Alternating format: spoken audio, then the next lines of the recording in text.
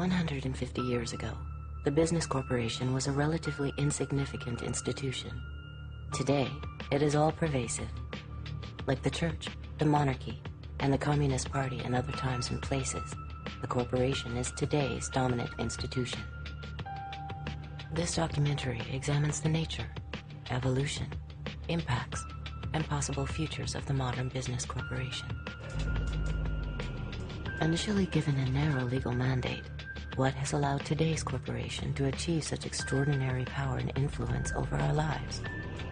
We begin our inquiry as scandals threaten to trigger a wide debate about the lack of public control over big corporations. I do think there is an overhang over the market of distrust. Listen, 95% or some percentage, huge percentage of the business community are honest and reveal all their assets. Got compensation programs that are balanced, but there are some bad acts. The media debate about the basic operating principles of the corporate world was quickly reduced to a game of follow the leader. I still happen to think the United States is the greatest place in the world to invest. We have some shakeups that are going on because of a few bad apples.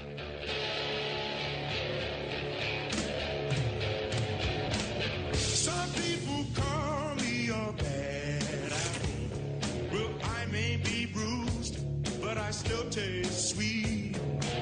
Some people call me a bad apple, but I may be the sweetest apple on the tree. These are not just a bunch of bad apples. This is just a few bad apples. It's not just a few bad apples. We've got to get rid of the bad apples. You can start with Tyco. Bad apples. We know all about WorldCom. Bad apples. Xerox Corporation. Bad apples. Arthur Anderson. Bad apples. Enron, obviously. Bad apples. Kmart Corporation. The fruit cart is getting a little more full. I don't think it's just a few apples, unfortunately. I think this is the worst crisis of confidence in business. What's wrong with this picture? Can't we pick a better metaphor to describe the dominant institution of our time? Through the voices of CEOs, whistleblowers, brokers, gurus and spies, insiders and outsiders, we present the corporation as a paradox, an institution that creates great wealth but causes enormous and often hidden harms.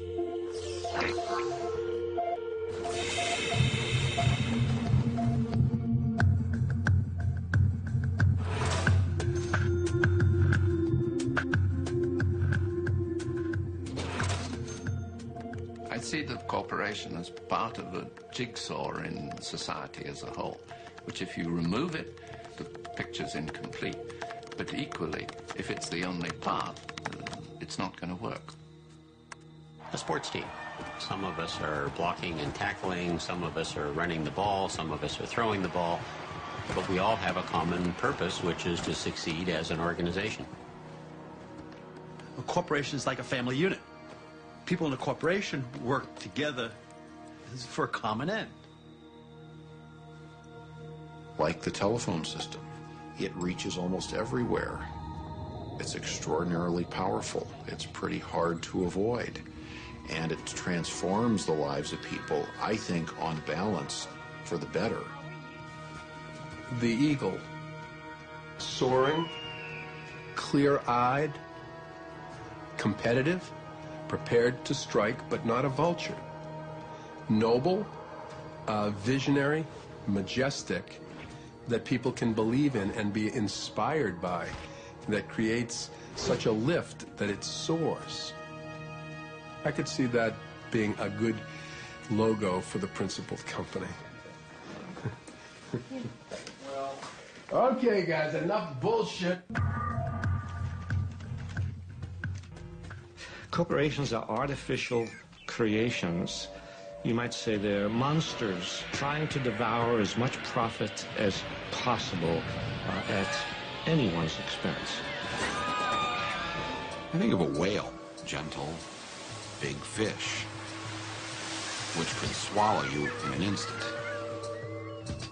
Dr. Frankenstein's creation has overwhelmed and overpowered him, as the corporate form has done with us.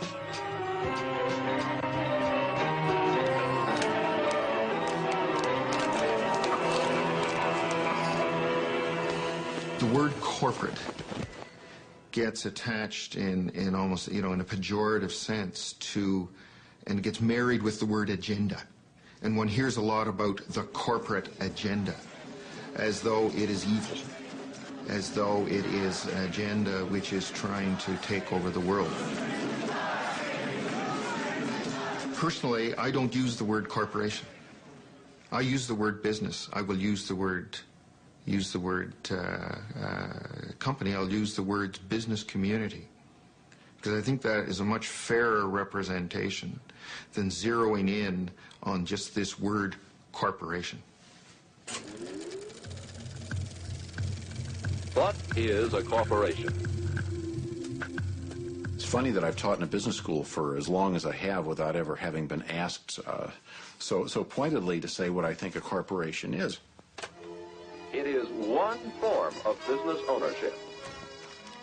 It's a group of individuals working together to serve a variety of objectives, the principal one of which is earning large, growing, sustained, legal returns for the people who own the business.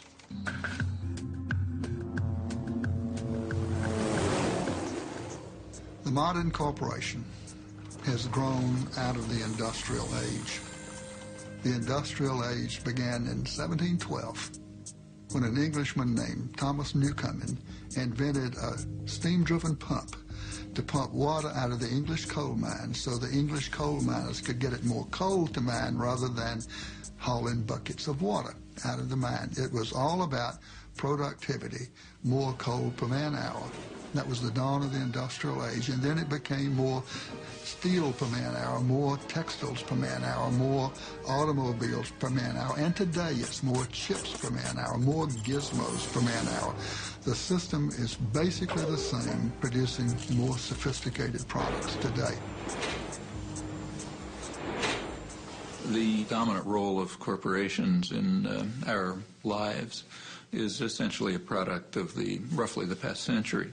Corporations were originally associations of people who were chartered by a state to perform some particular function, like a group of people want to build a bridge over the Charles River or something like that. There were very few chartered corporations in early United States history. And the ones that existed had clear stipulations in their state-issued charters. How long they could operate, the amount of capitalization, what they made or did or maintained, a turnpike, whatever, was in their charter, and they didn't do anything else. They didn't own or couldn't own another corporation. Their shareholders were liable, and so on. In